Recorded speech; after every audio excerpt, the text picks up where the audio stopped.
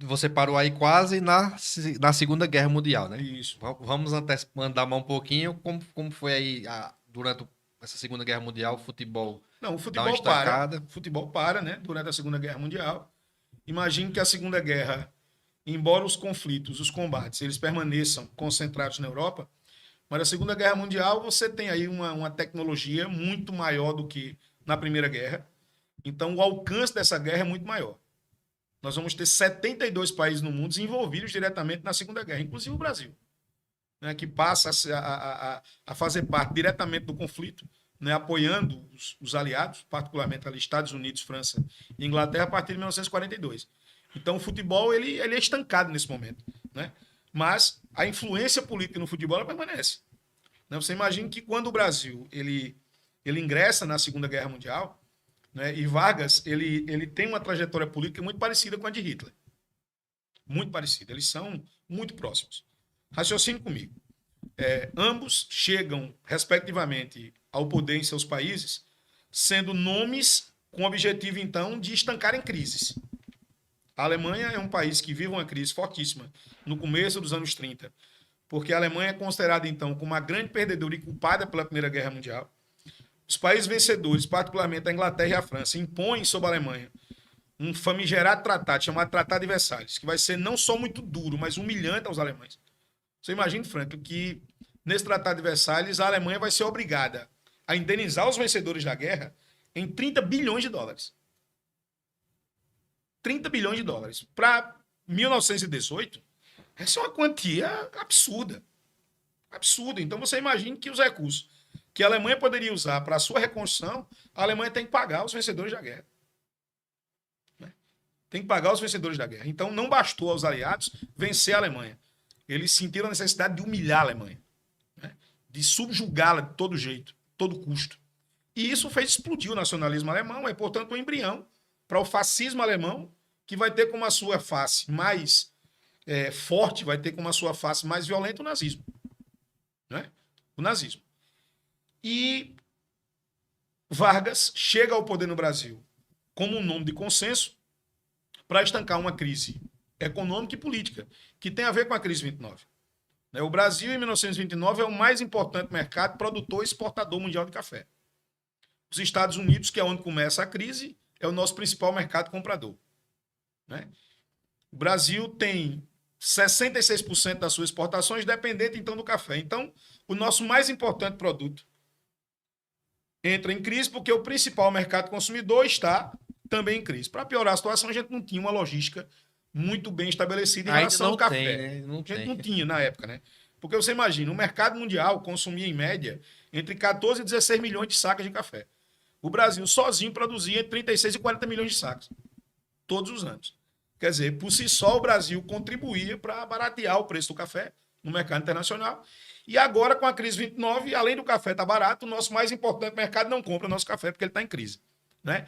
Aí se inicia uma crise política entre paulistas e mineiros, eles revezavam-se no poder. Café com leite. Exatamente. A chamada República Velha, ou República do Café com Leite, ela vai de 1889 até 1930.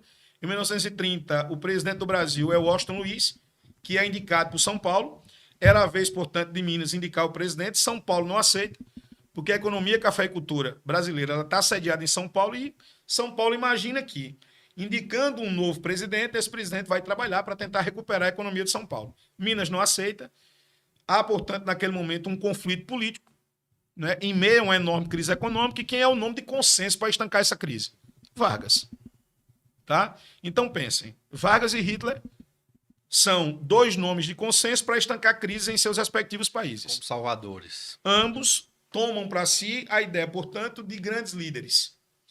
Esses grandes líderes montam também equipes de marketing, equipes, portanto, de mídia, que criam sobre eles a imagem de mitos, de criaturas verdadeiramente mitológicas, de criaturas que são ungidas até mesmo pela condição divina para estabelecerem importante poder, de guiarem, portanto, seus países para a resolução de crises.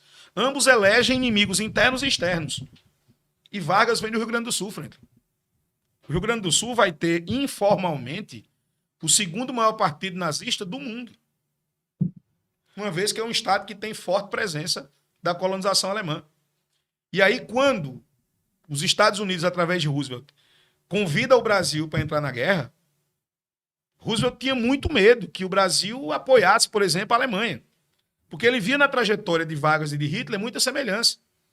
Ora, o Brasil tem o maior território da América do Sul. O Brasil tem a maior população. O Brasil tem a maior economia, tem as maiores forças armadas. Se o Brasil, pela posição que ocupa, pela liderança que tem na América do Sul, apoiasse, por exemplo, a Alemanha nazista, seria algo catastrófico para os Estados Unidos aqui no continente americano.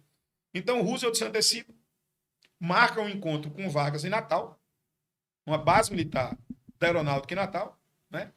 Lá eles têm, portanto, um momento de descontração, tem um momento, portanto, de bate-papo, e Vargas é convencido por Roosevelt a levar o Brasil à guerra.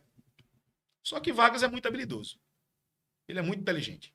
Né? Vargas começa a pensar, por exemplo, já em 1937, na ideia de um Brasil moderno, urbano, industrial. Só que para o Brasil ser um país industrializado, o Brasil tinha que produzir bens de produção e de consumo duráveis. Por exemplo, automóveis. Para produzir automóvel, você tem que ter aço. Vargas criou em 1942 a Companhia Vale do Rio Doce. Essa companhia vai explorar minério de ferro e manganês, que são as matérias-primas para produzir o quê? Aço. Então nós temos a mineradora, nós temos os minerais, o que é que falta para nós? Tecnologia. Tecnologia e dinheiro para a gente poder produzir aço. Onde é que Vargas vai conseguir isso? Estados Unidos. Claro. Perfeito. Vargas vai chegar para a Rússia e vai dizer, bem, você está me chamando para ir à guerra. Tá. Mas eu vou ter o quê? Quais são as compensações? E aí Roosevelt, talvez não dessa forma, mas nesse sentido, pergunta para ele. Tomando um cafezinho assim, tomando uma aguinha. Tomando um cafezinho, uma aguinha. Você vai para a guerra e eu trago você quer o a quê tecnologia. exatamente? Você quer o quê exatamente? Eu quero dinheiro e tecnologia para produzir aço. E é aí que nós vamos ter o financiamento para construir a CSN, a Companhia Siderúrgica Nacional, em Volta Redonda, no Rio de Janeiro, que vai ser, inclusive, a nossa primeira, não apenas siderúrgica de porte nacional, mas também em 1990, quando Fernando Collor de Mello assume a presidência do Brasil e inicia nosso modelo neoliberal, é também simbolicamente a nossa primeira estatal a ser vendida. Perfeito.